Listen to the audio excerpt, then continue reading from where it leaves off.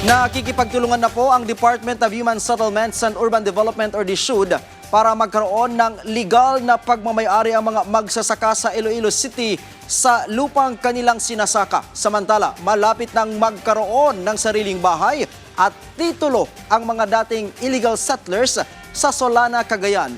Yan ang ulat ni Floyd Brenz.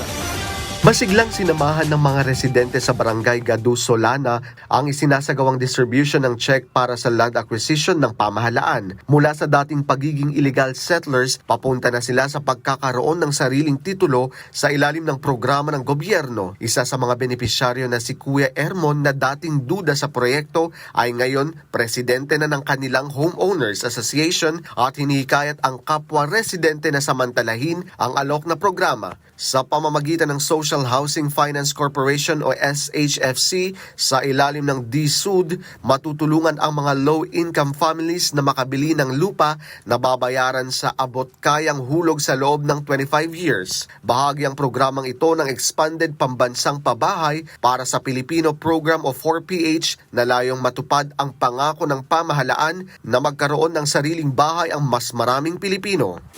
Samantala, nagkaroon din ng gawain sa Iloilo City, tampok ang iba't ibang programa ng pamahalaan. Kabilang dyan ang pagbabahagi ng mga katibayan ng pagmamay-ari ng lupa at pamamahagi ng residential at agricultural free patents sa mga taga-Region 6. Ayon kay DENR Secretary Juan Miguel Cuna, makikipagtulungan din sila sa DSUD para sa pagpapatupad ng mga green housing projects sa mga lupang nasa ilalim ng pangangasiwa ng DENR. Kasama po namin ang pamahalang lokal ng Iloilo, yung mga linear parks po na ginagawa po doon sa kanilang lugar, partikular po sa kanilang Iloilo River na napakaganda. Tinutulungan po ng DNR po sa parang landscaping po nila doon sa area.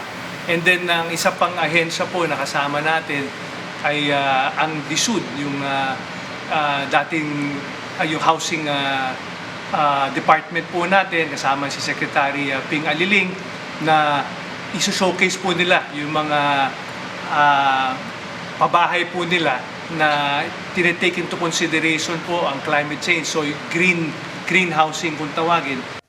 Floyd Brenz para sa Pambansang TV sa Bagong Pilipinas.